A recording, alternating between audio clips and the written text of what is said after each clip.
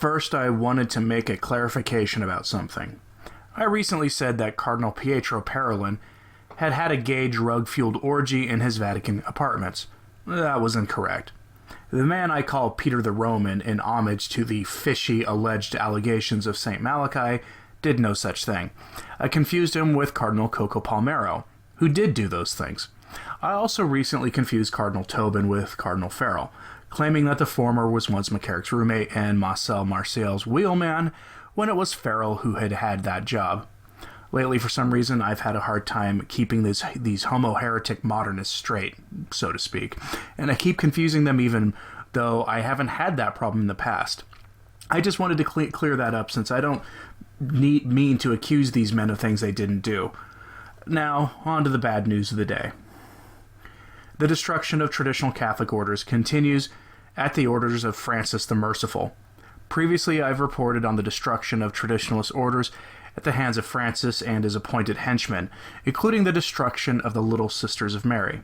Other groups that have been executed for being Catholic are the Franciscan Friars of the Immaculate and the Franciscan Sisters of the Immaculate, as well as other numerous groups who have been put on notice by their local ordinaries that being Catholic and celebrating the traditional liturgy and wearing actual habits instead of Hillary Clinton-style pantsuits was a crime, and that they were to cease public functions until they fell in line. The assault on traditional worship and those that teach the Catholic faith continues unabated. Today, we have the story of the latest victims of this serial killer, Familia Christi, a religious community that had the audacity to celebrate the traditional Latin Mass in Italy. Last December, Familia Christi was put under the authority of Roman Auxiliary Bishop Daniel Libinori, S.J. Yes, a Jesuit. It's always the Jesuits. They're not content with merely abusing the traditional morality of the Church and promoting heterodoxy. No, now they're openly attacking the traditional faith and traditional orders. Familia Christi was founded by Bishop Luigi Negri of Ferrara, Italy. Bishop Negri became eligible for retirement at the age of 75 and, per canon law, submitted his retirement to the Pope. Francis sent him into retirement in February 2017, immediately after his retirement letter was received. Compare this to Cardinal Coco Puff's Coco Palmero, who has long since hit retirement age, but has been permitted to continue serving in some capacity in the Vatican due to his long-standing career in the Roman Curia and his lifetime membership in the Lavender Mafia, though he may have actually retired recently. To see what I mean, I've put a link to my first episode of Profiles of the Lavender Mafia, which profiles Cardinal Coco Palmero, yellow teeth and all. Within a year of Bishop Negri's retirement, the persecution of Familia Christi began. Their story begins in 2013, just after the start of our papal nightmare under the current claimant of the See of Peter. In that year, Familia Christi received a group of former novices of the Franciscan Friars of the Immaculate, who left the old order before the friars were put under punitive oversight in July 2013. Obviously, either these novices saw the writing on the wall, or they were tipped off by the abbot or someone else within the Franciscan Friars, who likely pulled some strings and had them sent to Familia Christi to live out their vocations in a way that would be faithful to the traditions of the faith. However it happened, this didn't exactly make the new regime in the Vatican terribly happy. This triggered something called a visitation, whose purpose was to collect information, which in hindsight sounds pretty obvious, but in those days, prior to the destruction of the various traditional orders, that could have only sounded innocent. This led to various movements by the Vatican to determine the future of the group, as in whether the Vatican wanted to add Familia Christi to the body count or if they wanted to enact some Luther-inspired reform of the order. Obviously, they have chosen to functionally suppress them. Bishop Libinori of the Jesuit Church published the report of his findings in recent days, and, well, it was written as you might expect by now. The Jesuit Church Commissioner ordered all postulants and novices to leave the group. The order is not allowed to welcome new vocations. The Jesuit gave no reasons for the draconian measure, which have put the order on life support. Reportedly, the remaining members have been put into remote isolation, well away from civilization. I suppose we shouldn't be surprised by this. The growth of the Latin Mass among young people must scare these guys. Francis is the living, breathing embodiment of the spirit of Vatican II, and anything that would threaten their revolution and occupation of the Church cannot be tolerated. While many people celebrate when they see new traditional orders springing up, or established orders re-embracing tradition and rejecting the novelties of the revolution, I get nervous because unless they have a young bishop, their days may be numbered. They may sound hyperbolic, but remember, to the kinds of people we're talking about right now, there's nothing more threatening than traditional orders thriving, or parishes that primarily or exclusively say the traditional Latin Mass growing in young members of the parish, while the typical Novus Ordo parish continues to age.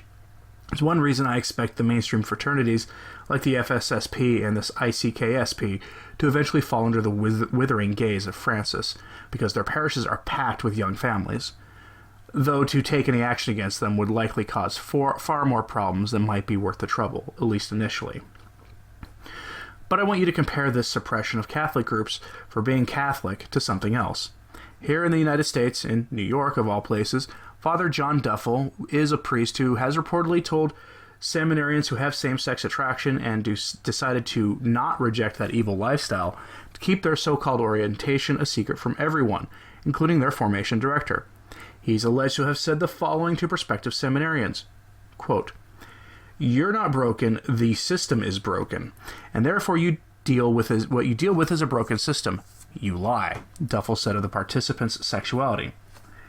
This priest also had a history of raising money for an acronym charity run by that famous spirit cooking enthusiast Lady Gaga, which is itself a pretty brazen thing to be doing. Duffel fell from grace when he was accused of sexual misconduct, which enabled, or maybe forced, Cardinal Dolan to suspend Duffel from ministry indefinitely. According to complicit clergy, Dolan sent his now former parishioners a letter to explain the situation. Quoting that letter, quote, "Father Duffel has been directed to not to publicly exercise his priestly ministry due to an allegation that in the past he abused his position of authority in violation of his promise of celibacy. This allegation was made first to the district attorney and then brought to our attention. This allegation involves an adult. It does not involve a minor. It is important that the Archdiocese take such allegations seriously." End quote. Duffel hit age 75, which is 5 years past the typical retirement age for a diocesan priest. That's important because it was the allegation of sexual misconduct that ended his career, not his age, or far more importantly, his activities openly promoting and advocating for acronym activism and raising money for a likely Satanist and Lady Gaga. As an aside, if you're not familiar with spirit cooking and wonder what it is and why I call it satanic, Google some images of it. Just be warned, it's bizarre stuff. Anyway, the relationship with Lady Gaga goes further. Duffel's parish had a so-called gay fellowship event that has become an annual event, with Lady Gaga participating in an event to raise money for acronym activist groups in observation of the Stonewall Uprising, and this fundraiser was to be hosted in the parish hall. This was all permitted, or at least ignored, by Cardinal Dolan. Just to be clear, this activity is not what got the priest canned. It was sexual misconduct. So let's review. If you're a religious order in the church who promotes the actual faith and observes only the traditional Latin Mass, or even primarily the Latin Mass, with the new Mass offered reverently as well, if your order observes traditional habits and traditional modes of living for religious, your days may be numbered.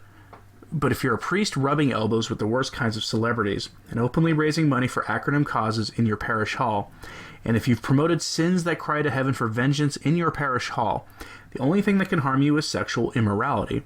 Even advising seminarians to functionally lie to their bishop about their sexuality is permitted, or so it seems, as long as they don't do bad things that will cause the diocese a headache. This is the absolute state of the church right now. And this is why I keep saying to pray for the church, to pray for the conversion of these people, and to pray that the church will soon be liberated from this mess before more souls are lost due to heresy and heterodoxy. The church needs your prayers and acts of penance now more than ever. Thank you for listening. I'm Anthony Stine. Viva Cristo Rey.